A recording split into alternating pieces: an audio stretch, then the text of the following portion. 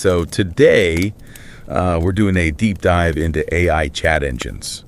Oh.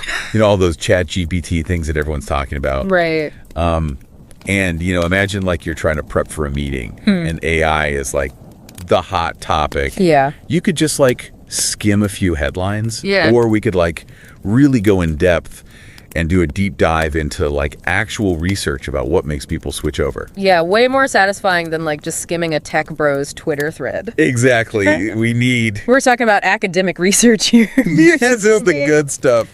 So the paper is called Unlocking Chat Engine Adoption, a push-pull mooring framework. Okay. And it sounds a little dry, but it's actually really interesting. Yeah. So basically these researchers, they're trying to understand what makes someone actually switch from something that's familiar. Right. Like, you open up your browser, you type in google.com Totally. to this whole new way of finding information.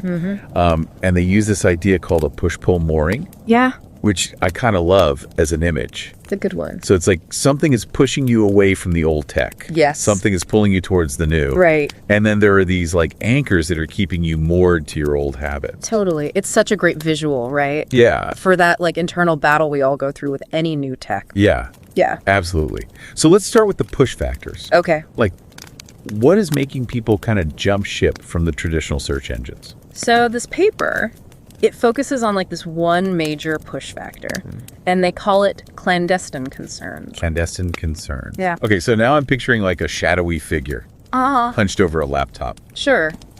What's so secretive about looking up cat memes? Well, think about it. Like, remember that creepy feeling when an ad pops up for something that you swore you didn't search for? Oh, yes. Like, how do they know? Yeah. So clandestine concerns are basically about data privacy and the fact that search engines collect a ton of information about you, your search history, your location, all of it. Right. So in the age of like data breaches and targeted advertising, it's no wonder people are feeling a little uneasy. So it's not just me being paranoid. No, not at all. These researchers, they're validating like my digital anxieties. Yeah. That makes total sense that this would push people away from traditional search engines. And okay, so we've got privacy concerns kind of pushing people away. Right. But what's pulling them towards chat engines? Right.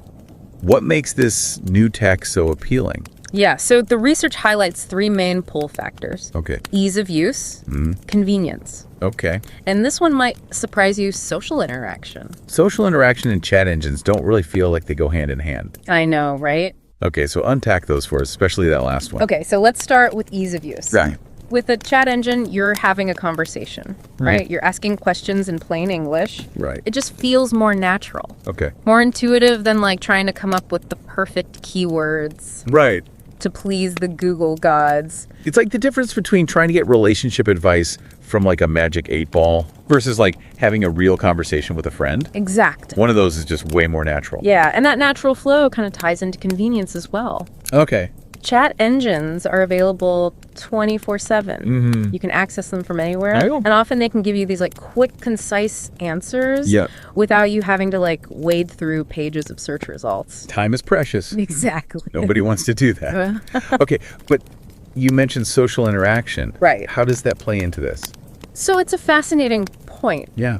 The research actually highlights this as like a key difference from traditional search, which, let's face it, is a pretty solitary activity. Right. But some chat engines are incorporating like social elements, like shared workspaces, or like the ability to see what questions other users are asking. So you're not just interacting with the AI, you're kind of getting a glimpse into this larger conversation. Yes, exactly. Okay. It taps into our very human desire for connection and belonging, even in the digital world.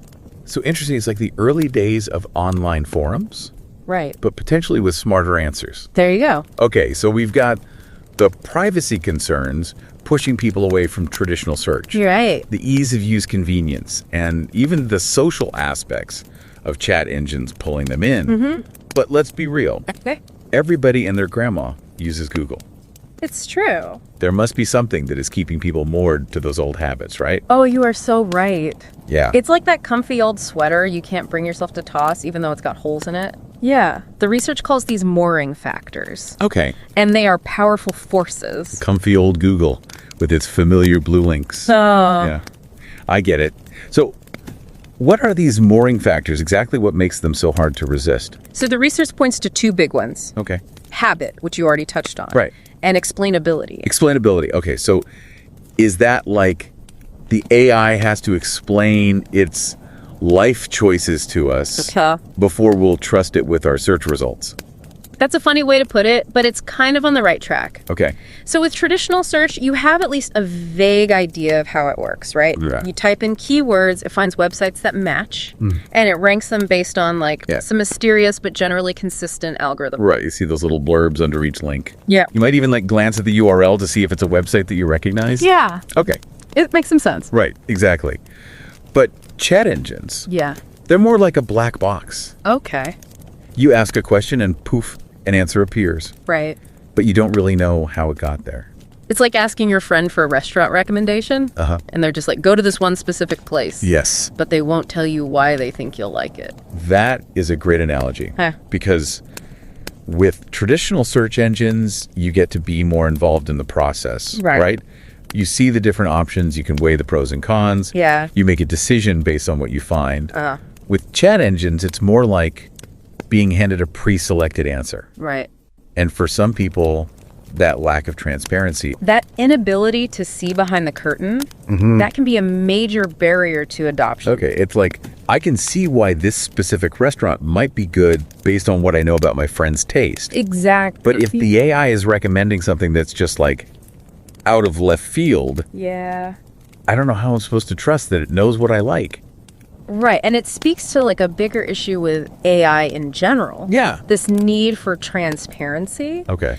People are more likely to embrace a technology if they feel like they understand it, at least on some level. Yeah. If it feels too much like magic, it can be kind of off-putting.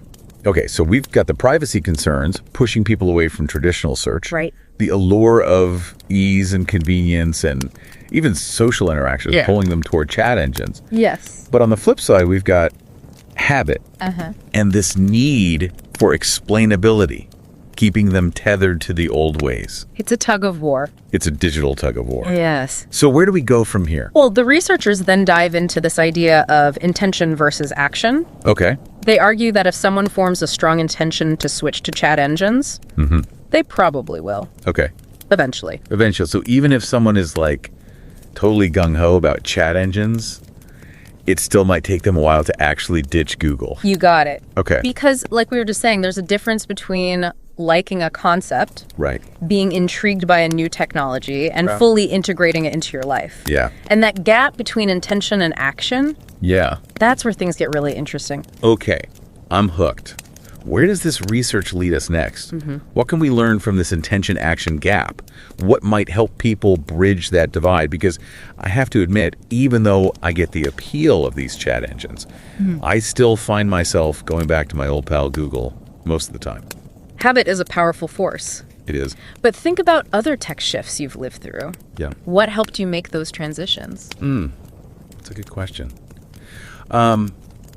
I remember when everyone was switching from texting to messaging apps. Right. And I was hesitant at first, but then it got to the point where if I wanted to stay in touch with people, I kind of had to use them. Right. It wasn't really a choice anymore. Exactly. Social pressure. Or even just convenience can be a big driver. Right. It's like when you get a new phone, all of a sudden all your friends are using a certain app. You don't want to be left out of the group chat. Right. Exactly. Yeah. So in the case of chat engines, it sounds like integration is key.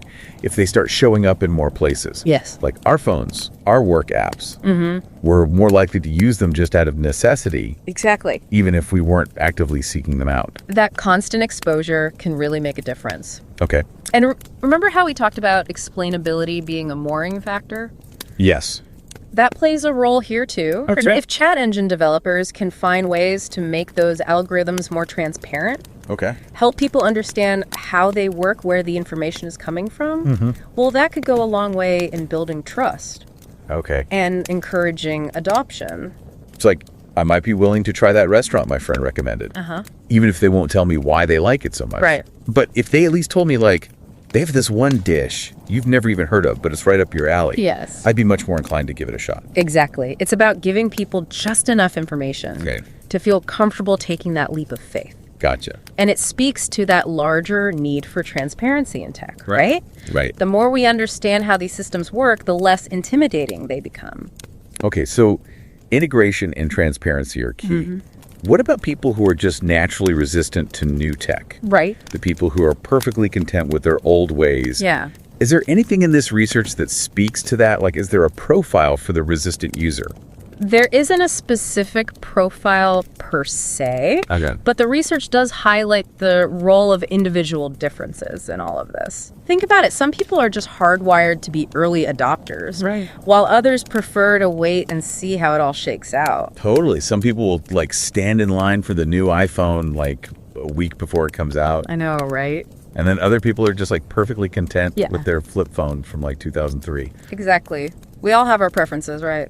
Exactly. Yeah. No judgment. Not at all.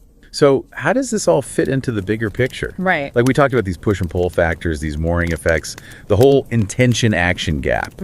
What does this research actually tell us about the future of, I don't know, like finding stuff out? Right. Are chat engines going to like make Google go extinct? Well, you know, that's the million-dollar question, isn't it? Yeah. I don't think this research gives us a crystal ball or anything, but it does kind of hint that we're probably headed for like a hybrid future, at least for a while. Hybrid. Okay. Well, so think about it. Even if everyone is like chatting with AI in a few years, there are still going to be times when you need like the depth and the precision of a good old-fashioned search engine. Okay. Like maybe you're like really digging into a research project. Yeah. Or you need to compare like a ton of sources like side by side. Right. Or maybe you just like seeing all those links and picking the one that speaks to you. Exactly. Yeah. So it's about having options right and choosing the right tool for the job. Okay. So this hybrid future could look like, you know, moving smoothly between those different ways of finding information, depending on what you need in that moment. So it's less about one completely replacing the other. Right. And more about them kind of like learning to coexist, maybe even complement each other. Exactly. And that kind of coevolution could lead to some seriously cool innovations. Like picture this, a chat engine that pulls up relevant links right alongside its conversational responses. Ooh. So you're getting the best of both worlds. Ooh, now that's what I'm talking about. Right. It's like having a research assistant built right into your browser. There you go. I like it. And that's just scratching the surface, right? As AI keeps evolving, who knows what new ways of accessing information are going to like emerge. Right. It's an exciting time. It is. To be in the information game. For sure. It's exciting and a little bit intimidating all at the same time. Absolutely. But I think that's what makes it so fascinating, right? It challenges us to think differently. Right. To adapt and to embrace the unknown. And who knows, maybe those flip phone holdouts will be the ones laughing when AI takes over the world. Maybe so. Just kidding. Kinda. Well, we've covered a lot of ground here. We have. From like those really nitty-gritty push, pull, and mooring factors driving chat engine adoption to like the really big picture implications. Yes. For the future of how we learn and explore. But before we wrap up this deep dive, there's one last little nugget I want to get your take on. Okay. The presentation based on this research mentions something called the reversal of decision calculus. Catchy, right? It is catchy. It sounds very sci-fi. It does sound very sci-fi. Yeah. Okay, so what is the deal with this reversal? Break it down for us. So it's all about how AI could like flip the script on traditional marketing. Okay.